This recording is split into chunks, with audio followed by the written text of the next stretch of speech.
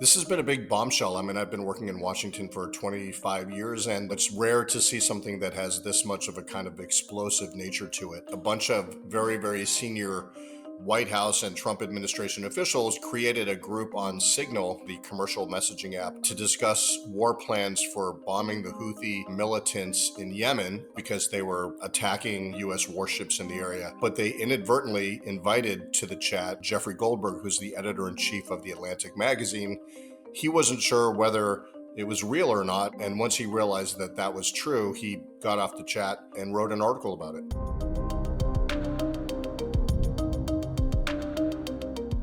You've got J.D. Vance, the vice president, was on the chat. You have Secretary of State Marco Rubio. You have Tulsi Gabbard, who's the director of national intelligence, the CIA director, John Ratcliffe. Pretty much everybody who's anybody in the Trump administration on the national security front was on this chat talking about impending military actions against an adversary. I take full responsibility. I built the group to my job is to make sure everything's coordinated to execute. I mean, I don't mean to be pedantic here, but how did the number of Anytime the United States is considering a military operation, you certainly don't want those details being revealed in any kind of public forum because you are putting the force at risk. You're increasing the risk to have that conversation on your personal device, even if you're using Signal or WhatsApp or anything else.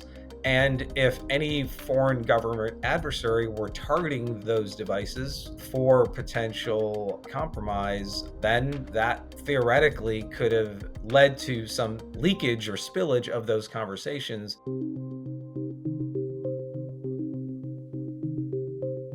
What she willfully did and betrayed her country in doing so, supposedly for convenience, but actually so she could have a different set of standards and hide her conduct. Hegseth appears to be the one who shared classified information, operational details of war plans and attacks that had not been launched yet. Ironically, he's the one who was most vociferous, I guess, back in 2016 when he was a Fox News analyst and calling for Hillary Clinton to lose her job and be prosecuted for what many experts say was a far less serious security breach. The technology that others can use once they've got into devices is to listen and see in real time. Who knows what they heard and what they have? Traditionally, with respect to national security issues, either in the military, the White House, the intelligence community, that work, written product, electronic, email communication, phone calls, it all takes place in these secure facilities called specially compartmented information facilities, or SCIFs. And you can't bring your personal electronic device into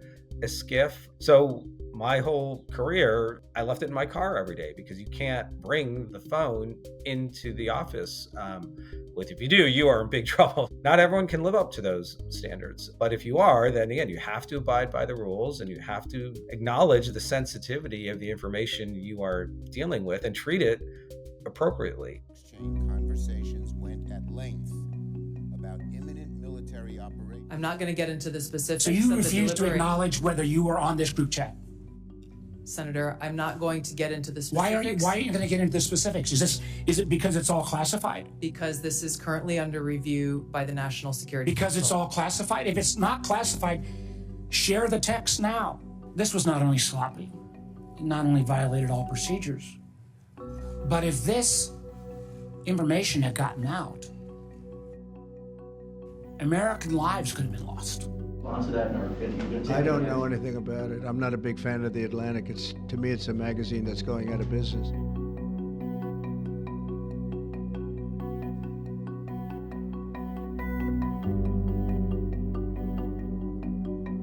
Were they discussing classified information? Is it a crime? Is it something that people should resign over? I think there's too many questions here and a lot of emerging information that suggests that we can't move on from this, that we need to find out what happened.